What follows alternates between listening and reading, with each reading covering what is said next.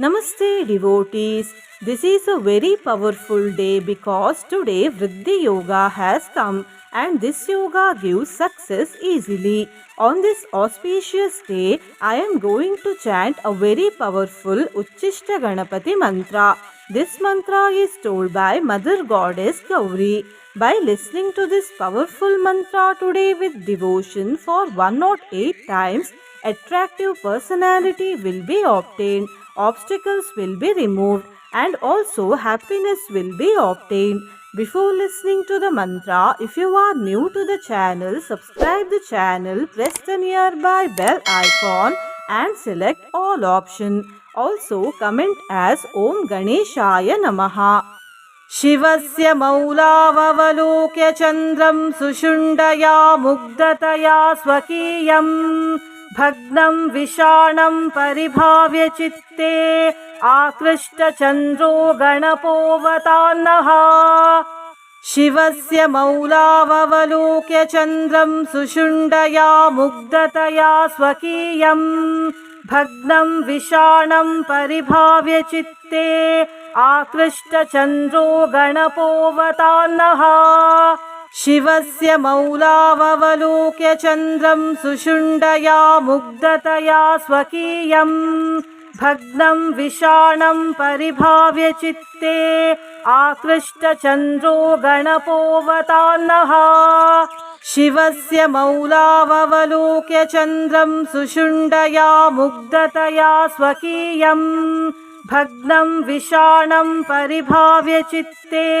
आकृष्टचन्द्रो गणपोऽवतान्नः शिवस्य मौलावलोक्य चन्द्रं सुषुण्डया मुग्धतया स्वकीयं भग्नं विषाणं परिभाव्य चित्ते आकृष्टचन्द्रो गणपोऽवतान्नः शिवस्य मौलावलोक्य चन्द्रं सुषुण्डया मुग्धतया स्वकीयं भग्नं विषाणं परिभाव्य चित्ते आकृष्टचन्द्रो गणपोऽवतान्नः शिवस्य मौलावलोक्य चन्द्रं सुषुण्डया मुग्धतया स्वकीयं भग्नं विषाणं परिभाव्य चित्ते आकृष्टचन्द्रो गणपोऽवतान्नः शिवस्य मौलावलोक्य चन्द्रं सुषुण्डया मुग्धतया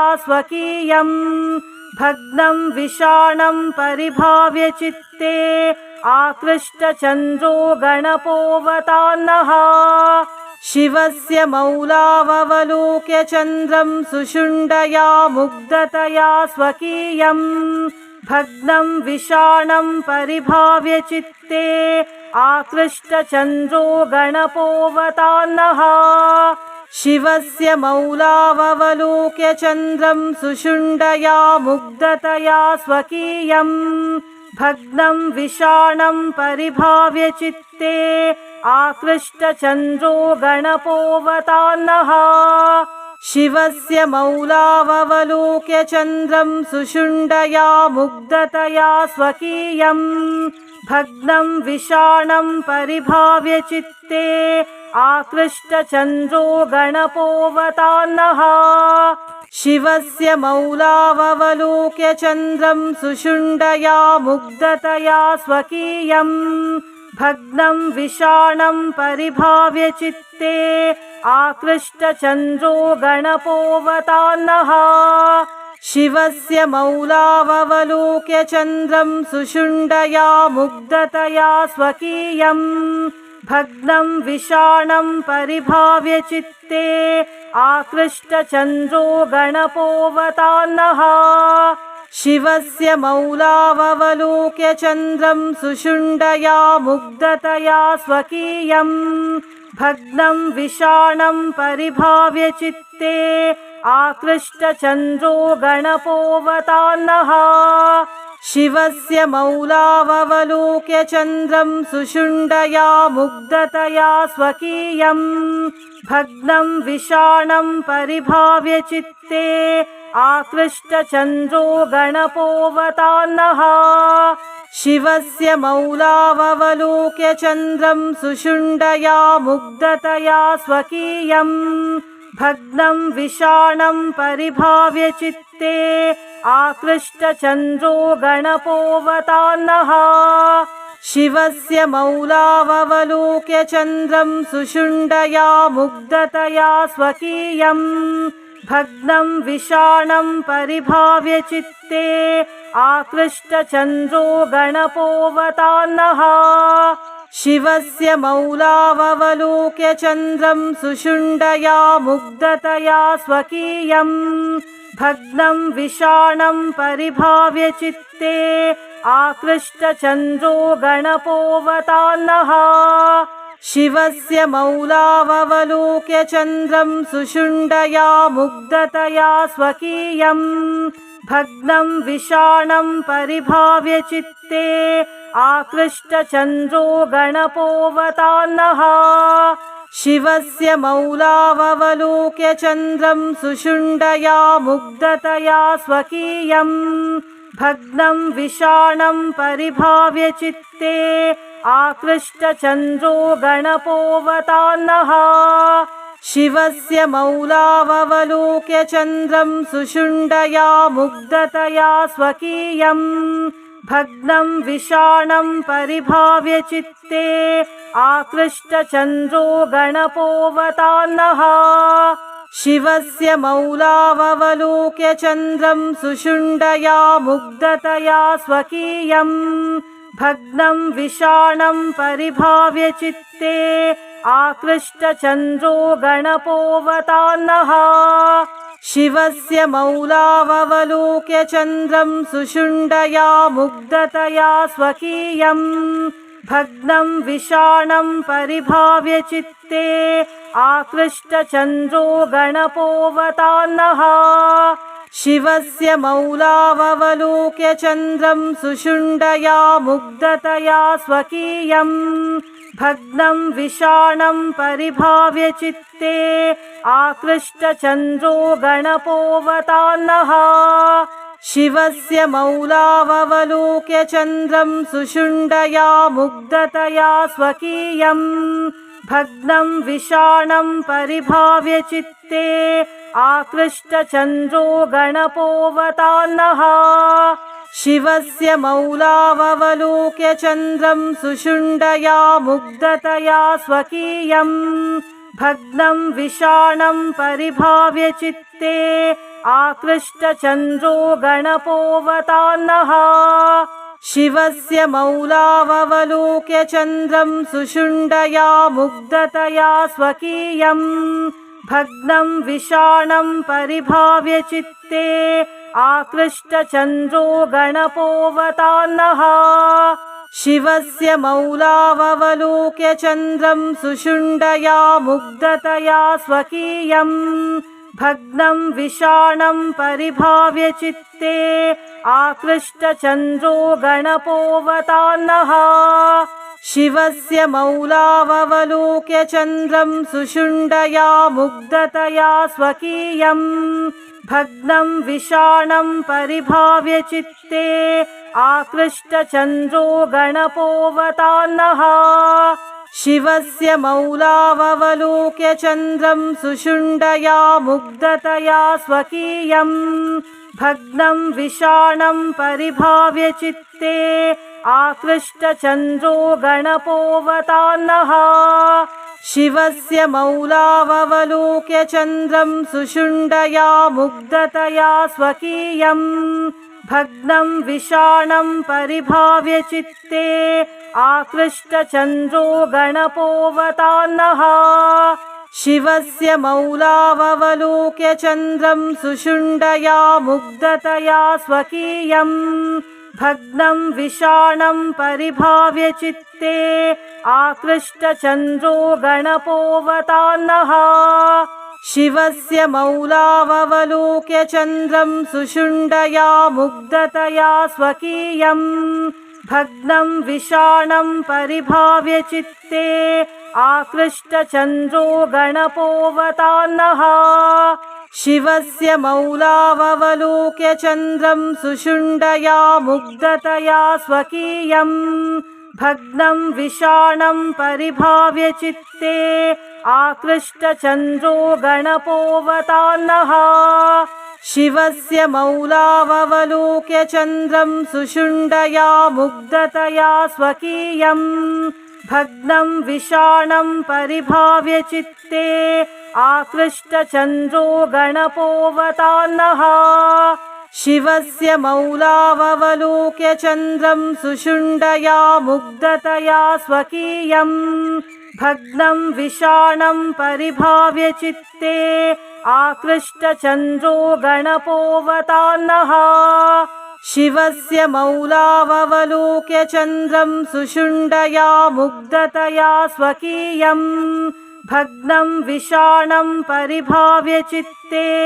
आकृष्टचन्द्रो गणपोऽवतान्नः शिवस्य मौलावलोक्य चन्द्रं सुषुण्डया मुग्धतया स्वकीयं भग्नं विषाणं परिभाव्य चित्ते आकृष्टचन्द्रो गणपोऽवतान्नः शिवस्य मौलावलोक्य चन्द्रं सुषुण्डया मुग्धतया स्वकीयं भग्नं विषाणं परिभाव्य चित्ते आकृष्टचन्द्रो गणपोऽवतान्नः शिवस्य मौलावलोक्य चन्द्रं सुषुण्डया मुग्धतया स्वकीयं भग्नं विषाणं परिभाव्य चित्ते आकृष्टचन्द्रो गणपोऽवतान्नः शिवस्य मौलावलोक्य चन्द्रं सुषुण्डया मुग्धतया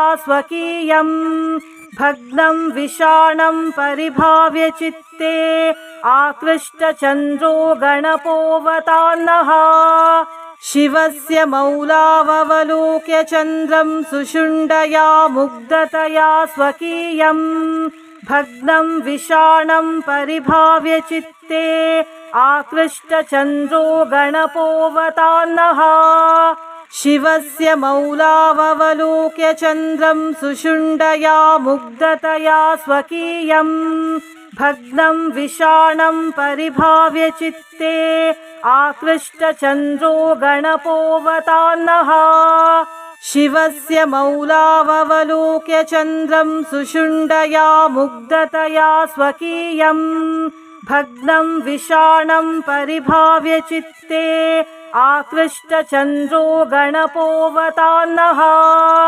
शिवस्य मौलावलोक्य चन्द्रं सुषुण्डया मुग्धतया स्वकीयं भग्नं विषाणं परिभाव्य चित्ते आकृष्टचन्द्रो गणपोऽवतान्नः शिवस्य मौलावलोक्य चन्द्रं सुषुण्डया मुग्धतया स्वकीयं भग्नं विषाणं परिभाव्य चित्ते आकृष्टचन्द्रो गणपोऽवतान्नः शिवस्य मौलावलोक्य चन्द्रं सुषुण्डया मुग्धतया स्वकीयं भग्नं विषाणं परिभाव्य चित्ते आकृष्टचन्द्रो गणपोऽवतान्नः शिवस्य मौलावलोक्य चन्द्रं सुषुण्डया मुग्धतया स्वकीयं भग्नं विषाणं परिभाव्य चित्ते आकृष्टचन्द्रो गणपोऽवतान्नः शिवस्य मौलावलोक्य चन्द्रं सुषुण्डया मुग्धतया स्वकीयं भग्नं विषाणं परिभाव्य चित्ते आकृष्टचन्द्रो गणपोऽवतान्नः शिवस्य मौलावलोक्य चन्द्रं सुषुण्डया मुग्धतया स्वकीयं भग्नं विषाणं परिभाव्य चित्ते आकृष्टचन्द्रो गणपोऽवतान्नः शिवस्य मौलावलोक्य चन्द्रं सुषुण्डया मुग्धतया स्वकीयं भग्नं विषाणं परिभाव्य चित्ते आकृष्टचन्द्रो गणपोऽवतान्नः शिवस्य मौलावलोक्य चन्द्रं सुषुण्डया मुग्धतया स्वकीयं भग्नं विषाणं परिभाव्य चित्ते आकृष्टचन्द्रो गणपोऽवतान्नः शिवस्य मौलावलोक्य चन्द्रं सुषुण्डया मुग्धतया स्वकीयं भग्नं विषाणं परिभाव्य चित्ते आकृष्टचन्द्रो गणपोऽवतान्नः शिवस्य मौलावलोक्य चन्द्रं सुषुण्डया मुग्धतया स्वकीयं भग्नं विषाणं परिभाव्य चित्ते आकृष्टचन्द्रो गणपोऽवतान्नः शिवस्य मौलावलोक्य चन्द्रं सुषुण्डया मुग्धतया स्वकीयं भग्नं विषाणं परिभाव्य चित्ते आकृष्टचन्द्रो गणपोऽवतान्नः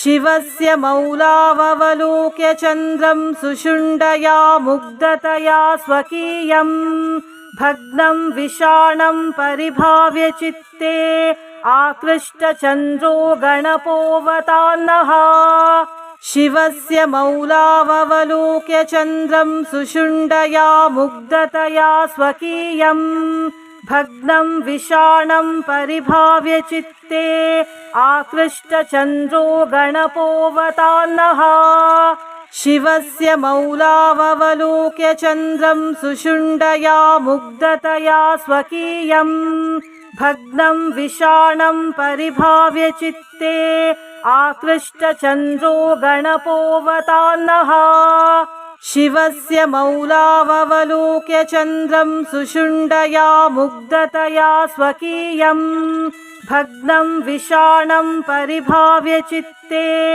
आकृष्टचन्द्रो गणपोऽवतान्नः शिवस्य मौलावलोक्य चन्द्रं सुषुण्डया मुग्धतया स्वकीयं भग्नं विषाणं परिभाव्य चित्ते आकृष्टचन्द्रो गणपोऽवतान्नः शिवस्य मौलावलोक्य चन्द्रं सुषुण्डया मुग्धतया स्वकीयं भग्नं विषाणं परिभाव्य चित्ते आकृष्टचन्द्रो गणपोऽवतान्नः शिवस्य मौलावलोक्य चन्द्रं सुषुण्डया मुग्धतया स्वकीयं भग्नं विषाणं परिभाव्य चित्ते आकृष्टचन्द्रो गणपोऽवतान्नः शिवस्य मौलावलोक्य चन्द्रं सुषुण्डया मुग्धतया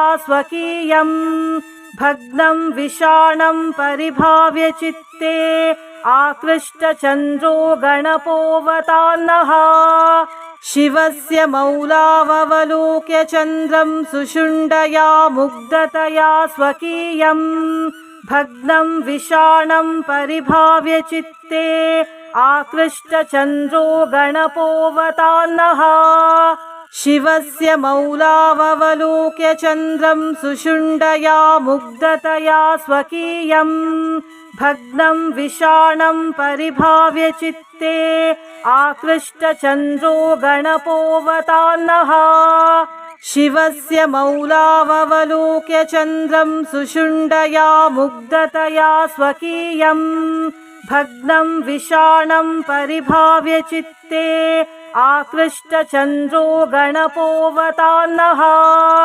शिवस्य मौलावलोक्य चन्द्रं सुषुण्डया मुग्धतया स्वकीयं भग्नं विषाणं परिभाव्य चित्ते आकृष्टचन्द्रो गणपोऽवतान्नः शिवस्य मौलावलोक्य चन्द्रं सुषुण्डया मुग्धतया स्वकीयं भग्नं विषाणं परिभाव्य चित्ते आकृष्टचन्द्रो गणपोऽवतान्नः शिवस्य मौलावलोक्य चन्द्रं सुषुण्डया मुग्धतया स्वकीयं भग्नं विषाणं परिभाव्य चित्ते आकृष्टचन्द्रो गणपोऽवतान्नः शिवस्य मौलावलोक्य चन्द्रं सुषुण्डया मुग्धतया स्वकीयं भग्नं विषाणं परिभाव्य चित्ते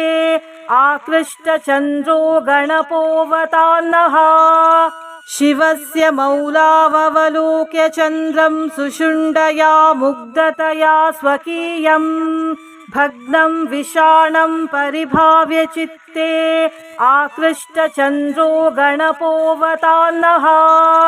शिवस्य मौलावलोक्य चन्द्रं सुषुण्डया मुग्धतया स्वकीयं भग्नं विषाणं परिभाव्य चित्ते आकृष्टचन्द्रो गणपोऽवतान्नः। शिवस्य मौलावलोक्य चन्द्रं सुषुण्डया मुग्धतया स्वकीयं भग्नं विषाणं परिभाव्य चित्ते आकृष्टचन्द्रो गणपोऽवतान्नः। शिवस्य मौलावलोक्य चन्द्रं सुषुण्डया मुग्धतया स्वकीयं भग्नं विषाणं परिभाव्य चित्ते आकृष्टचन्द्रो गणपोऽवतान्नः।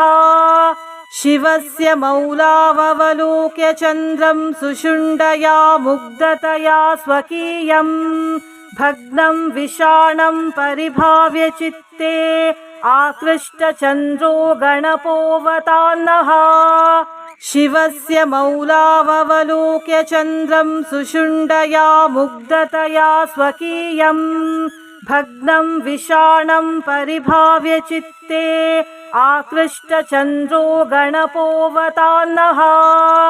शिवस्य मौलावलोक्य चन्द्रं सुषुण्डया मुग्धतया स्वकीयं भग्नं विषाणं परिभाव्य चित्ते आकृष्टचन्द्रो गणपोऽवतान्नः। शिवस्य मौलावलोक्य चन्द्रं सुषुण्डया मुग्धतया स्वकीयं भग्नं विषाणं परिभाव्य चित्ते आकृष्टचन्द्रो गणपोऽवतान्नः।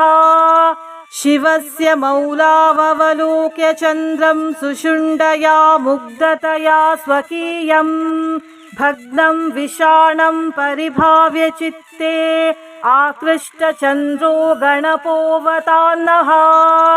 शिवस्य मौलावलोक्य चन्द्रं सुषुण्डया मुग्धतया स्वकीयं भग्नं विषाणं परिभाव्य चित्ते आकृष्टचन्द्रो गणपोऽवतान्नः। शिवस्य मौलावलोक्य चन्द्रं सुषुण्डया मुग्धतया स्वकीयं भग्नं विषाणं परिभाव्य चित्ते आकृष्टचन्द्रो गणपोऽवतान्नः। शिवस्य मौलावलोक्य चन्द्रं सुषुण्डया मुग्धतया स्वकीयं भग्नं विषाणं परिभाव्य चित्ते आकृष्टचन्द्रो गणपोऽवतान्नः। शिवस्य मौलावलोक्य चन्द्रं सुषुण्डया मुग्धतया स्वकीयं भग्नं विषाणं परिभाव्य चित्ते आकृष्टचन्द्रो गणपोऽवतान्नः। शिवस्य मौलावलोक्य चन्द्रं सुषुण्डया मुग्धतया स्वकीयं भग्नं विषाणं परिभाव्य चित्ते आकृष्टचन्द्रो गणपोऽवतान्नः। शिवस्य मौलावलोक्य चन्द्रं सुषुण्डया मुग्धतया स्वकीयं भग्नं विषाणं परिभाव्य चित्ते आकृष्टचन्द्रो गणपोऽवतान्नः। शिवस्य मौलावलोक्य चन्द्रं सुषुण्डया मुग्धतया स्वकीयं भग्नं विषाणं परिभाव्य चित्ते आकृष्टचन्द्रो गणपोऽवतान्नः। शिवस्य मौलावलोक्य चन्द्रं सुषुण्डया मुग्धतया स्वकीयं भग्नं विषाणं परिभाव्य चित्ते आकृष्टचन्द्रो गणपोऽवतान्नः। शिवस्य मौलावलोक्य चन्द्रं सुषुण्डया मुग्धतया स्वकीयं भग्नं विषाणं परिभाव्य चित्ते आकृष्टचन्द्रो गणपोऽवतान्नः। शिवस्य मौलावलोक्य चन्द्रं सुषुण्डया मुग्धतया स्वकीयं भग्नं विषाणं परिभाव्य चित्ते आकृष्टचन्द्रो गणपोऽवतान्नः। शिवस्य मौलावलोक्य चन्द्रं सुषुण्डया मुग्धतया स्वकीयं भग्नं विषाणं परिभाव्य चित्ते आकृष्टचन्द्रो गणपोऽवतान्नः। शिवस्य मौलावलोक्य चन्द्रं सुषुण्डया मुग्धतया स्वकीयं भग्नं विषाणं परिभाव्य चित्ते आकृष्टचन्द्रो गणपोऽवतान्नः। शिवस्य मौलावलोक्य चन्द्रं सुषुण्डया मुग्धतया स्वकीयं भग्नं विषाणं परिभाव्य चित्ते आकृष्टचन्द्रो गणपोऽवतान्नः। शिवस्य मौलावलोक्य चन्द्रं सुषुण्डया मुग्धतया स्वकीयं भग्नं विषाणं परिभाव्य चित्ते आकृष्टचन्द्रो गणपोऽवतान्नः। शिवस्य मौलावलोक्य चन्द्रं सुषुण्डया मुग्धतया स्वकीयं भग्नं विषाणं परिभाव्य चित्ते आकृष्टचन्द्रो गणपोऽवतान्नः। शिवस्य मौलावलोक्य चन्द्रं सुषुण्डया मुग्धतया स्वकीयं भग्नं विषाणं परिभाव्य चित्ते आकृष्टचन्द्रो गणपोऽवतान्नः। शिवस्य मौलावलोक्य चन्द्रं सुषुण्डया मुग्धतया स्वकीयं भग्नं विषाणं परिभाव्य चित्ते आकृष्टचन्द्रो गणपोऽवतान्नः। शिवस्य मौलावलोक्य चन्द्रं सुषुण्डया मुग्धतया स्वकीयं भग्नं विषाणं परिभाव्य चित्ते आकृष्टचन्द्रो गणपोऽवतान्नः। शिवस्य मौलावलोक्य चन्द्रं सुषुण्डया मुग्धतया स्वकीयं भग्नं विषाणं परिभाव्य चित्ते आकृष्टचन्द्रो गणपोऽवतान्नः। शिवस्य मौलावलोक्य चन्द्रं सुषुण्डया मुग्धतया स्वकीयं भग्नं विषाणं परिभाव्य चित्ते आकृष्टचन्द्रो गणपोऽवतान्नः। शिवस्य मौलावलोक्य चन्द्रं सुषुण्डया मुग्धतया स्वकीयं भग्नं विषाणं परिभाव्य चित्ते आकृष्टचन्द्रो गणपोऽवतान्नः। शिवस्य मौलावलोक्य चन्द्रं सुषुण्डया मुग्धतया स्वकीयं भग्नं विषाणं परिभाव्य चित्ते आकृष्टचन्द्रो गणपोऽवतान्नः। शिवस्य मौलावलोक्य चन्द्रं सुषुण्डया मुग्धतया स्वकीयं भग्नं विषाणं परिभाव्य चित्ते आकृष्टचन्द्रो गणपोऽवतान्नः।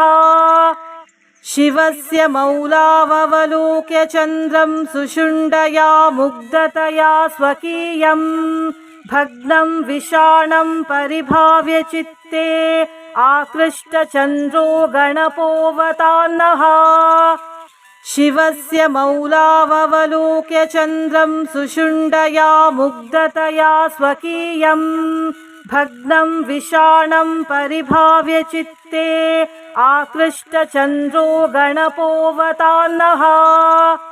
शिवस्य मौलावलोक्य चन्द्रं सुषुण्डया मुग्धतया स्वकीयं भग्नं विषाणं परिभाव्य चित्ते आकृष्टचन्द्रो गणपोऽवतान्नः। शिवस्य मौलावलोक्य चन्द्रं सुषुण्डया मुग्धतया स्वकीयं भग्नं विषाणं परिभाव्य चित्ते आकृष्टचन्द्रो गणपोऽवतान्नः शिवस्य मौलावलोक्य चन्द्रं सुषुण्डया मुग्धतया स्वकीयं भग्नं विषाणं परिभाव्य चित्ते आकृष्टचन्द्रो गणपोऽवतान्नः शिवस्य मौलावलोक्य चन्द्रं सुषुण्डया मुग्धतया स्वकीयं भग्नं विषाणं परिभाव्य चित्ते आकृष्टचन्द्रो गणपोऽवतान्नः